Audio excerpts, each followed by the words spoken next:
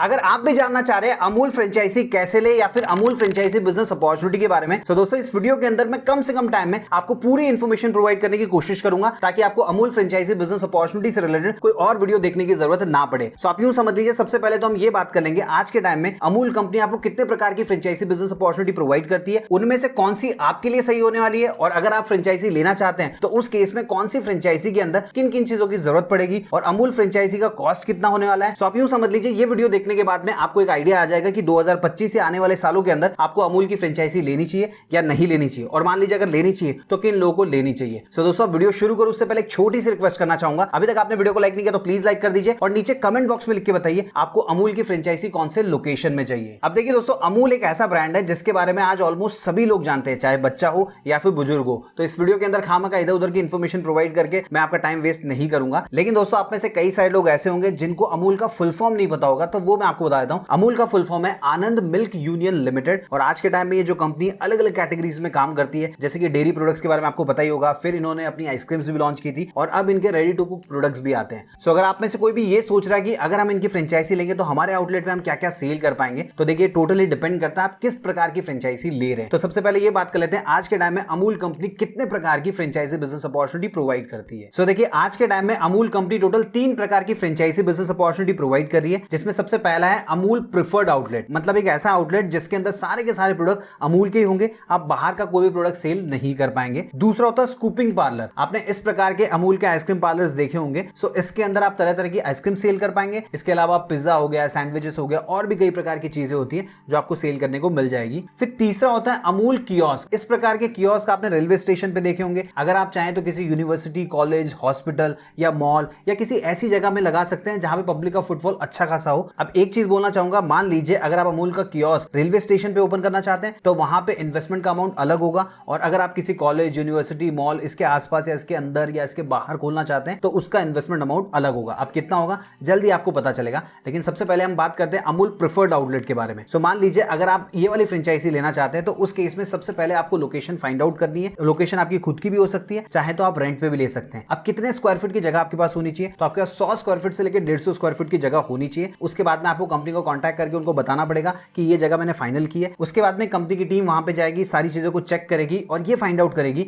वहां पे बिजनेस शुरू किया तो सही होगा या फिर नहीं होगा। अब मान लीजिए अगर सारी चीजें सही होती है तो उस केस में आपको फ्रेंचाइजी एग्रीमेंट साइन करना होता है। उससे पहले आपको सिक्योरिटी डिपॉजिट पे करना होगा और इसका अमाउंट होता है 25,000 रुपया, और ये रिफंडेबल होता है। लगभग 1 साल के बाद में ये आपको वापस मिल जाता है। अब जो जगह आपने फाइनल की है उसका आपको रिनोवेशन करना होगा कंपनी की रिक्वायरमेंट के हिसाब से, जिसमें आपका अप्रोक्सीमेटली 80,000 रुपए तक का खर्चा आ सकता है। उसके बाद में आपको जरूरत पड़ने वाली अलग अलग प्रकार के इक्विपमेंट्स की, तो उसके अंदर भी लगभग 80,000 रुपए के आसपास का खर्चा आता है। अब दोस्तों अगर आप ये जानना चाह रहे हैं कौन से इक्विपमेंट की जरूरत पड़ेगी, तो देखिए आपको सबसे पहले तो डीप फ्रीजर की जरूरत पड़ेगी, वीसी कूलर की जरूरत पड़ेगी, मिल्क कूलर की जरूरत पड़ेगी और पिज्जा ओवन की भी जरूरत पड़ने वाली है। अब देखिए कंपनी के हिसाब से टोटल हो जाता है 1,85,000 रुपए, लेकिन आप मान के चलिए अगर आप प्रिफर्ड आउटलेट ओपन करते हैं तो लगभग आपका 2 से 2.5 लाख रुपए खर्चा आने वाला है। इसके अलावा आपको वर्किंग कैपिटल की भी जरूरत पड़ेगी, मतलब हर महीने आपके यहाँ पे कितना माल बिक जाता है उसके हिसाब से आपको पता चलेगा कितना वर्किंग कैपिटल आपके पास होना चाहिए ताकि आप अपने बिजनेस को स्मूथली रन कर पाए। अब अगर हम बात करें स्कूपिंग पार्लर के बारे में, सो देखिए ये फ्रेंचाइजी लेने के लिए आपके पास 250 स्क्वायर फीट से लेकर 400 स्क्वायर फीट की जगह होनी चाहिए। जगह आपकी खुद की होगी तो फिर भी चलेगा, अदरवाइज आप रेंट पे भी ले सकते हैं। अब मान लीजिए अगर आप रेंट पे ले रहे हैं तो सबसे पहले जगह फाइंड आउट करनी है, कंपनी से अप्रूवल लेना है और उसके बाद में आपको फ्रेंचाइजी एग्रीमेंट साइन करना होगा। उससे पहले आपको सिक्योरिटी डिपॉजिट पे करना होता है जो कि होता है 50,000 रुपए का, और ये भी रिफंडेबल होता है। उसके बाद में दोस्तों आपने जो जगह फाइंड आउट की है उसका रिनोवेशन आपको कराना होगा कंपनी के स्टैंडर्ड्स के हिसाब से, तो उसमें लगभग आपका 3 लाख रुपए का खर्चा आने वाला है। फिर आपके आउटलेट के लिए आपको अलग अलग प्रकार के इक्विपमेंट्स की जरूरत पड़ेगी, तो जिसमें भी लगभग 1.5 लाख रुपए के आसपास आपका खर्चा आने वाला है। अब कौन से इक्विपमेंट की जरूरत पड़ेगी वो भी इनकी वेबसाइट पे अपडेटेड है। जैसे कि देखिए सबसे पहले scooping cabinet with SS bowl, तो आपने देखिए इस प्रकार के कैबिनेट देखे होंगे जिसमें कांच से हम आइसक्रीम देख पाते हैं कितने अलग अलग प्रकार की आइसक्रीम है, तो ये वाला आपको जरूरत पड़ेगा। फिर डीप फ्रीजर की जरूरत पड़ेगी, वीसी कूलर की जरूरत पड़ेगी, पिज्जा ओवन की जरूरत पड़ेगी, मिक्सर ग्राइंडर की भी जरूरत पड़ने वाली है। साथ ही साथ में वेफल्स बनाने के लिए आपको वेफल कोन मशीन की जरूरत पड़ेगी, वेफल को रखने के लिए होल्डर की जरूरत पड़ने वाली है और आपको पीओएस मशीन की जरूरत पड़ने वाली है। इन सभी के लिए लगभग 1.5 लाख रुपए का खर्चा आने वाला है। अब दोस्तों कंपनी के हिसाब से देखें तो टोटल हो जाएगा 5 लाख रुपए का, लेकिन आप मान के चलिए कि 6 लाख रुपए तक भी ये बजट जो है वो एक्सटेंड हो सकता है। उसके बाद में दोस्तों आपको वर्किंग कैपिटल की भी जरूरत अलग से होने वाली है। अब अगर हम बात करें इनके कियोस्क आउटलेट की, तो देखिए जैसे कि मैंने आपको बताया कि रेलवे स्टेशन पे अगर आप इनका आउटलेट ओपन करेंगे तो उस केस में आपको अलग इन्वेस्टमेंट करना होता है, और अगर आप किसी और लोकेशन पे करते हैं तो वहां पे अलग होता है। अभी अमाउंट डिफर क्यों करता है वो मैं आपको बता देता हूं। देखिए सिक्योरिटी डिपॉजिट रेलवे वाले केस के अंदर आपको लाख रुपए देनी पड़ेगी जो कि रिफंडेबल होती है। अब अगर हम साइज की बात करें तो 100 100 से लेकर 150 स्क्वायर फीट की जगह होनी चाहिए और पूरे कियोस्क को सेटअप करने में आपका खर्चा आएगा 2.5 लाख रुपए से लेकर 4 लाख रुपए के बीच में। अब अगर हम बात करें इक्विपमेंट की तो देखिए इक्विपमेंट के लिए आपको अप्रोक्सीमेटली 50,000 रुपए का खर्चा आने वाला है। अब दोस्तों यही कियोस्क अगर आप किसी और लोकेशन में ओपन करेंगे तो उस केस में सिक्योरिटी डिपॉजिट के तौर पर आपको पे करना होगा 50,000 रुपया और सेटअप का वही कॉस्ट होगा 2.5 लाख रुपए से लेकर 4 लाख रुपए के बीच में और इक्विपमेंट का भी सेम ही कॉस्ट होने वाला है अप्रोक्सीमेटली 50,000 रुपए के बीच में। इसीलिए अगर आप रेलवे में ले रहे हैं तो वहां पे आपको थोड़ा सा एक्स्ट्रा पैसा खर्च करना होगा और अगर आप किसी और लोकेशन में ले रहे हैं तो वहां पे आपका थोड़ा कम पैसा खर्चा होने वाला है। सिर्फ और सिर्फ सिक्योरिटी डिपॉजिट का जो अमाउंट है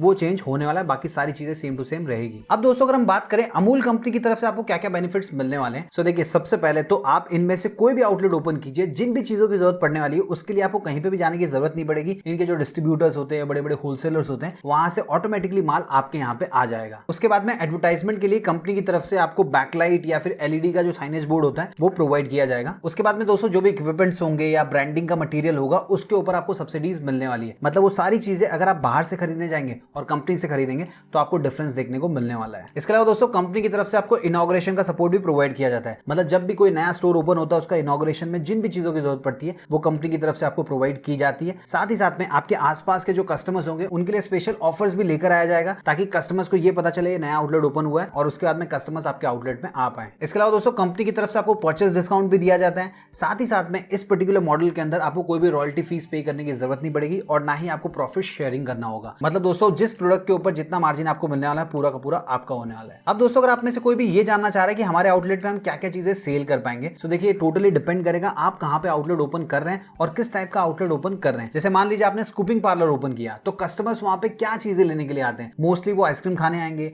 वहां पे पिज्जा मिलता है, पिज्जा खाएंगे, सैंडविचेस खाएंगे, शेक्स पिएंगे और भी जो दूसरी चीजें होती है वो सब खाने पीने आते हैं। तो वैसा ही आइटम आपके आउटलेट में मिलने वाला है। वहीं दोस्तों अगर आप प्रेफर्ड आउटलेट ओपन करेंगे तो अमूल के जितने भी पैकिंग वाले प्रोडक्ट्स होते हैं वो सारे के सारे आपको सेल करने के लिए मिल जाएंगे। वहीं अगर आपका आउटलेट अगर रेलवे स्टेशन पे है तो वहां पे कस्टमर क्या चीजें खरीद सकता है उसके हिसाब से आपको प्रोडक्ट मिलने वाले हैं। अब दोस्तों अगर आप ये जानना चाह रहे हैं कौन से टाइप की फ्रेंचाइजी में आपको कितना प्रॉफिट मार्जिन मिलने वाला है, तो एक चीज क्लियर करना चाहूंगा, प्रॉफिट मार्जिन जो आपका होगा वो फ्रेंचाइजी टाइप के हिसाब से नहीं होगा, प्रोडक्ट के हिसाब से होगा। तो सबसे पहले आपको ये पता होना चाहिए अमूल कंपनी कितनी कैटेगरी में काम करती है। सो देखिए आज के टाइम में अमूल कंपनी टोटल 3 कैटेगरीज में ब्रॉडली काम कर रही है। सबसे पहली कैटेगरी है इनका पाउच मिल्क जो आता है अमूल फ्रेश वाला, वो एक कैटेगरी है। उसमें इनका दूध आता है, दही आता है, छाछ आता है। ये प्रोडक्ट अगर आप सेल करेंगे तो आपको 2.5% का प्रॉफिट मार्जिन मिलता है। मतलब यूं समझ लीजिए अगर किसी इंसान ने 100 रुपए का दूध बेचा तो उसको 2.5 रुपया मिलेगा। अब जरा सोच के देखिए अमूल का जो 29 या 30 रुपए का आधा लीटर का पाउच आता है उसमें सेलर को 1 रुपए का प्रॉफिट भी नहीं हो रहा है। इसलिए आपने बहुत सारी जगह पे देखा होगा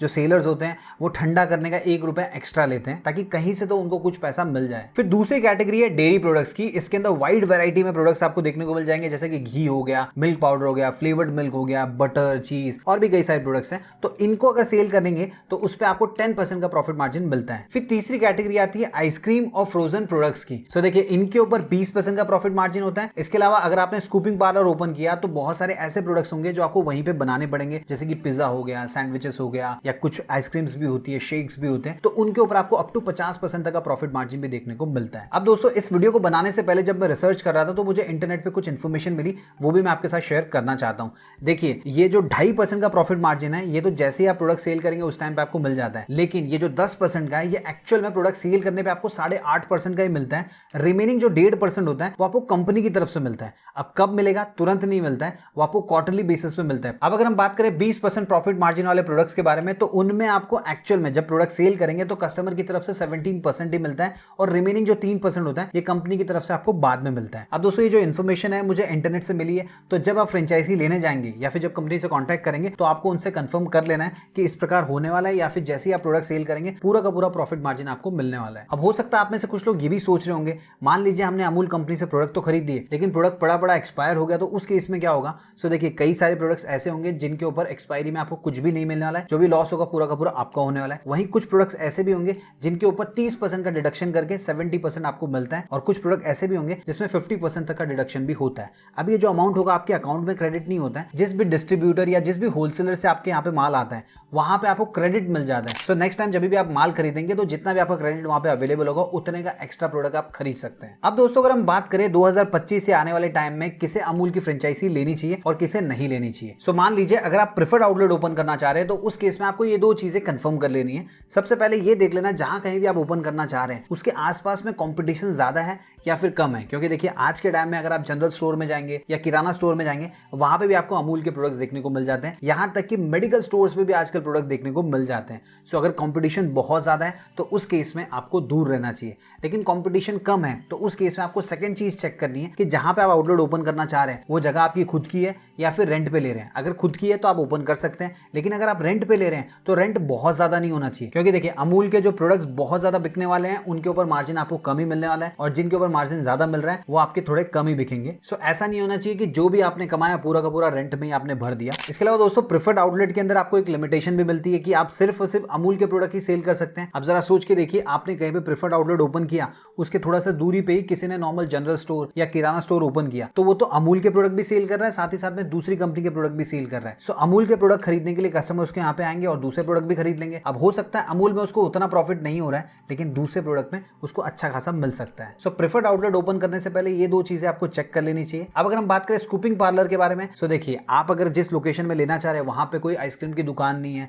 या ऐसा कोई पार्लर नहीं है और आपको लगता है कि पब्लिक का फुटफॉल भी अच्छा खासा है, तो उस केस में आप ले सकते हैं, क्योंकि स्कूपिंग पार्लर में जो भी प्रोडक्ट सेल हो रहे हैं वहां पे आपको प्रॉफिट मार्जिन थोड़ा सा ज्यादा देखने को मिलता है। अब अगर हम बात करें कियोस्क की, सो देखिए रेलवे स्टेशन पे अगर आप ओपन करेंगे तो वहां पे कंपटीशन तो कुछ होगा नहीं, लेकिन आपको ये चेक कर लेना है वहां पे पब्लिक अच्छी खासी आती हो। अदरवाइज आपने किसी ऐसे स्टेशन पे ओपन कर दिया जहां पे ज्यादा पब्लिक ही नहीं आती तो आपको फिर भी वहां पे कुछ फायदा नहीं होगा। सो इन शॉर्ट कहूं तो जगह आपकी खुद की है तो आप इनकी फ्रेंचाइजी ले सकते हैं, लेकिन जगह रेंट पे लेने के बारे में सोच रहे हैं तो सबसे पहले आप अच्छे से सर्च कर लीजिए। आपको लगता है उस लोकेशन में उतना हो जाएगा कि रेंट भी आप पे कर देंगे, साथ ही साथ में आपको भी कुछ मिल जाएगा, तो उस केस में अमूल की फ्रेंचाइजी आप ले सकते हैं। अब अगर आपको फ्रेंचाइजी लेनी है तो कैसे कॉन्टैक्ट किया जा सकता है वो मैं आपको बता देता हूं। देखिए सबसे पहले तो आपको अमूल की वेबसाइट पे आ जाना है, लिंक मैं वीडियो के डिस्क्रिप्शन में दे दूंगा। उस पे आने के बाद में ऊपर आप देख सकते हैं B2B का ऑप्शन दिया गया है, साथ ही साथ में नीचे की तरफ यहाँ पे अमूल पार्लर्स का ऑप्शन भी दिया गया है। दोनों में से किसी पे भी आप क्लिक कर सकते हैं। जैसे मान लीजिए अगर आप B2B पे जाते हैं तो यहाँ पे आपको अमूल पार्लर्स का ऑप्शन मिल जाएगा। जैसे आप इसके ऊपर क्लिक करेंगे फिर आपके सामने नोटिस आ जाएगा, यहाँ पे साफ साफ दिया गया है सावधान, issued in public interest by Amul. अब अमूल क्या बोल रहा है आप देख लीजिए, for opening Amul parlour, becoming Amul distributor और for job opportunities please visit इनकी वेबसाइट के ऊपर या फिर इस नंबर पे कांटेक्ट कीजिए। हो सकता है फिलहाल एडिटर ने नंबर को ब्लर कर दिया होगा, क्योंकि यूट्यूब पे हम कोई भी नंबर या ईमेल आईडी बता नहीं सकते। आप लोग की सुविधा के लिए नंबर में वीडियो के डिस्क्रिप्शन में दे दूंगा या फिर आप वेबसाइट पे आके यहाँ से भी चेक कर सकते हैं। सो अगर आपको फ्रेंचाइजी लेनी है तो किसी के चक्कर में नहीं पड़ना है, आपको सिंपली कांटेक्ट करना है इनकी ईमेल आईडी पे या फिर इनके इस नंबर पे। देखिए ये भी साफ साफ दिया गया है, ये इनका ऑफिशियल कस्टमर केयर नंबर है और ये चालू रहता है मंडे टू सैटरडे 10 बजे से लेकर शाम को 6 बजे के बीच में। तो इसके बीच में अगर आप फोन करके पूछेंगे कि आपको यहाँ पे फ्रेंचाइजी लेनी है तो यहाँ से आपको गाइडेंस मिल जाएगी। इसके अलावा अगर आपको किसी का भी मैसेज आता है, कोई मेल आता है, फोन आता है, तो आपको उसको एंटरटेन नहीं करना है और किसी को 1 रुपया भी नहीं देना है, क्योंकि यहाँ पे साफ साफ इन्होंने दिया गया कि जो भी सिक्योरिटी डिपॉजिट आपसे लेने वाले हैं वो चेक या फिर डिमांड ड्राफ्ट के फॉर्म में लेते हैं और कंपनी के नाम से लेते हैं। तो ये कभी भी NEFT,